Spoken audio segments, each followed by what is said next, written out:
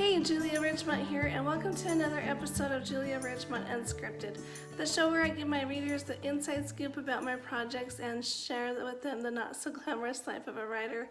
And today as you know, I'm just kind of taking a break from all of my writing projects from now until the beginning of 2021. I'm reading for pleasure, and that's been great. I'm enjoying lots of Christmas stories that are coming out by other authors, and I'm hoping that you are getting to do that too.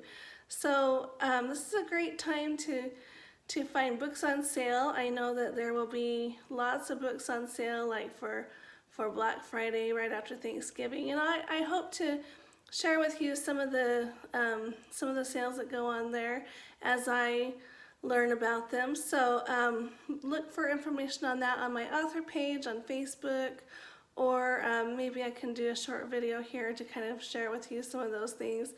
Anyway, right now though, I have an excerpt to read from my story, Home for Christmas. And A Home for Christmas is a companion novella. It's a companion novella to the Brides of Hope Hollow series, and this story features Leah and Blake, Pastor Blake Jeffries, and they are one of my favorite couples, honestly, that I've ever written. So I think their chemistry is just spot on. They've got great chemistry. He was trying to avoid getting snared by some of the other women in town who knew that he was a widower and his little girl needed a mother, but none of the other women in town seemed right for him. So what Pastor Blake did was he wrote to his sister over in Boston, Nancy Welch. She's married and she has her own little family, and she's quite wealthy too. And so he asked her to see if she could find someone that would be a good match for him, a good fit. So she actually happened upon a young lady who had just been kicked out of her employment there as a maid in her neighborhood, and so she said, yeah, I actually do know someone, and I have someone for you to meet, and that is Leah Ackerman. So Leah, she is an orphan. She grew up knowing her parents, but they died early enough that she needed to finish being raised at an orphanage along with her brother. But then her brother got in trouble too. Like, he didn't always do the right things, and he got in trouble too. So then he actually lost his life in a boxing fight. And so anyway, so Leah is all alone in the world, and she definitely needs someone to take her in, but she's got a kind, caring soul, even though she doesn't know how to read, and she might feel inadequate as a pastor's wife. In fact, that's a lot of what the story is built around, that premise of her not feeling like she's good enough. She's actually got quite a few wonderful qualities that would really, really work well together with Blake. So I was trying really hard to bring out her kind and caring side, and I hope that readers were able to connect with that. So anyway, I would like to read an excerpt from chapter 3. This is the second scene in that chapter, when she actually meets Blake for the first time after she and Nancy and Nancy's husband and her children have traveled all the way across the country from Boston to Oregon. And they are getting off of the train, and they see him there with his little daughter Trixie. And so it's a fun little scene. Again, you'll hear some of the background parts of this as well, like character background and stuff. So butterflies fluttered inside Leah's stomach as the train came closer to her destination. Waves of heat rolled through her body until she thought she might be sick. What had possessed her to say yes to Mrs. Welch's outlandish proposal? The woman could probably talk a tiger out of its stripes. But that was neither here nor there now. She had committed herself to this adventure, and she would see it through. What other options were there? Desperation makes for a wanton woman, she decided. What did she know about being a preacher's wife? She couldn't even play the piano. As for reading and writing, it had improved a bit from Mrs. Welch's tutelage. As the miles passed on the train, she recited her ABCs and began putting three-letter words together, awed by the phenomenon of blending the individual sounds to form unique words. It was something she had never thought of doing before. The train stopped in Medford, just over the California border. Glancing down at her daughter, who was sleeping in her husband's lap, Mrs. Welch retied the ribbons of her hat under her chin and said with a happy sigh, "We're here at last. I'm anxious to see Blake." Her husband, Mr. Welch, whom Leah had come to think of as rather staid, which was completely opposite his wife, patted her hand and surprised Leah by saying, "Yes, we all know that, dear. I fear you're going to bust your buttons if you don't see your brother soon." She turned to him with an audible gasp. "Douglas, I can't believe you said that, and in front of all these people." His lips twitched under his mustache, causing Leah to readjust her assessment of him. The baby's arm darted out toward her face at the shaking of his belly. He promptly caught her arm and moved it gently down at her side again before turning back to his wife. "Calm yourself, my dear. You know we love you just the way you are, excitable and all." She huffed and turned back to Leah, but before Leah could feel embarrassed over being privy to such a private, uncomfortable moment between husband and wife, Mrs. Welch winked at her. Leah's eyes widened. Was Mrs. Welch only pretending to be upset with her husband? Why? Did marriage require such intricate and childish games? If so, she was doomed.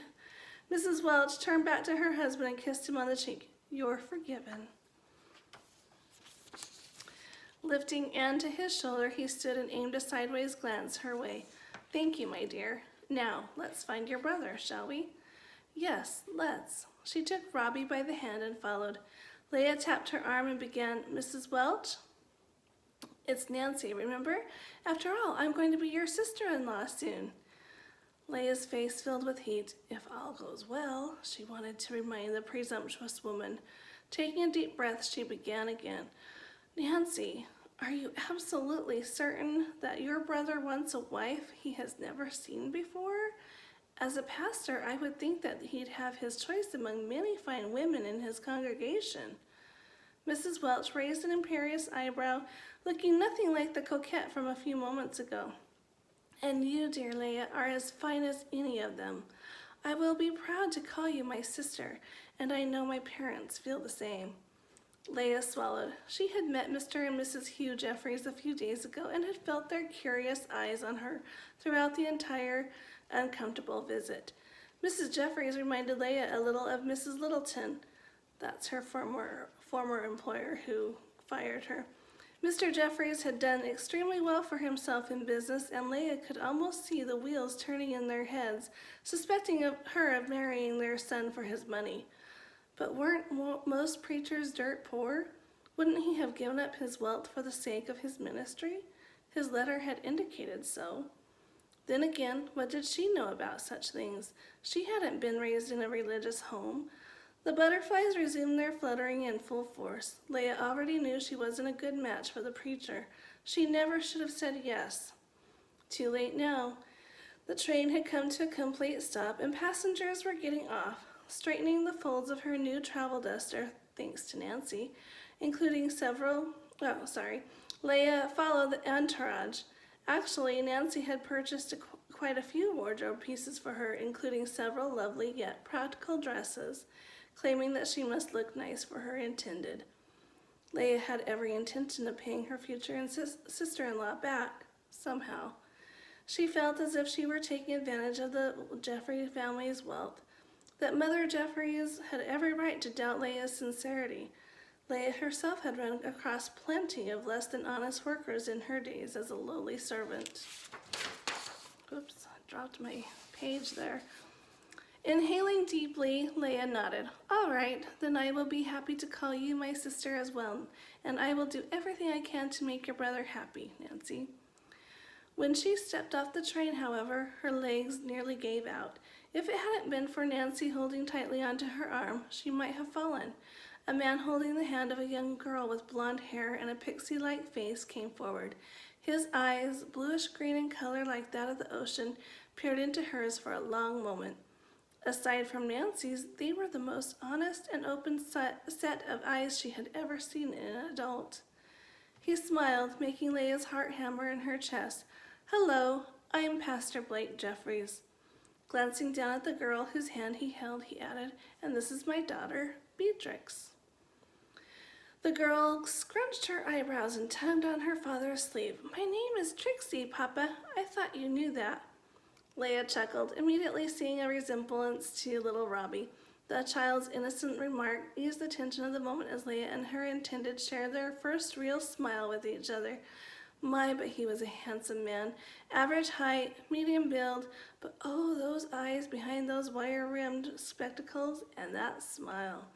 Not to mention he had a full head of chestnut-colored hair just a shade or two darker than her own that was combed neatly, and the spectacles added to his air of charisma. The moment passed, however, when little Robbie plowed into his cousin. Trixie! Trixie's face lit up, and she gathered her cousin around the middle. They toddled around in circles, their glee making the adults around them smile even wider. They remember each other, Nancy's husband, Mr. Welch, said in awe. Surprising, really, after all this time. Blake gripped the hand of his brother-in-law. That they do. How are you, Douglas? Good, good. And are you? And you? A flash of some emotion that Leah couldn't define flitted across Blake's face, but before she could think on it further, it was gone. We're doing all right. Busy. Nancy stepped forward and hugged him. Yes, you mentioned that in your letters. Too busy, from what it sounded like, to find the wife you need. I have brought you some help, as you asked. Standing between Leah and Blake, she said, Blake, this is Miss Leah Ackerman. She used to work for my neighbor. I haven't known her long, but we've become very close in the past few weeks while she stayed at our house. A sweeter soul you will never meet. Again, a flash of something appeared on Blake's face, but this time Leah recognized it as pain. Could he be remembering his dead wife? She watched with a mixture of dismay and awe as he schooled his features with a welcoming smile. Her hopes for a happy union plummeted, but she somehow held her own smile in check. Thank you, Nancy. It is you who are sweet. You've been nothing but generous and gracious to me during this time. It was nothing. From the minute we met, I recognized an instant friend in you, and that is exactly what we have become. Even in the cool evening air, Leah felt herself blushing at the warm compliment. She reached out and squeezed Nancy's hand. Thank you. I feel the same. Still smiling, she turned her head and met Blake's gaze again. Her smiles faltered as he reached for her hand and brought it up to his lips. Thank you for agreeing to come all this way, he said quietly. The expression on his face was vastly different from the one he'd worn just a few seconds ago. This time his eyes were serious, searching, and, if she dared to admit it to herself, admiring. Did he like what he saw? He stole her breath away with his esteeming regard. She, who up until this time had been shuffled around from place to place with nothing to call her own, would be a pastor's wife, a mother to a precious little girl, and finally have a place she could call home. And I love that. I love how that ends, and I really always try to tie the title of my story into the story itself. So that's where that title comes into play. You'll notice that I'm reading from a sheet of paper. I am going to be working on formatting this story and a couple of my other ones that are not in paperback yet into paperback form. I've had to put a few of those paperbacks on hold just because I didn't know how well they would sell or different things like that. Also, formatting just takes more time anyway, and I haven't had a lot of time, so that's another reason for that. But that's what I'm going to be doing as well during this Christmas holiday, is doing some of those kinds of things. So I hope to have a home for Christmas in paperback soon, hopefully in the next few weeks. This story also has some fun references to Halloween, and most stories don't in the historical Western genre, so this one is a fun one that does. I invite you to check it out, and I'll leave the link for you below. And go ahead and subscribe to my channel, and I will see you next time. Thanks, and take care.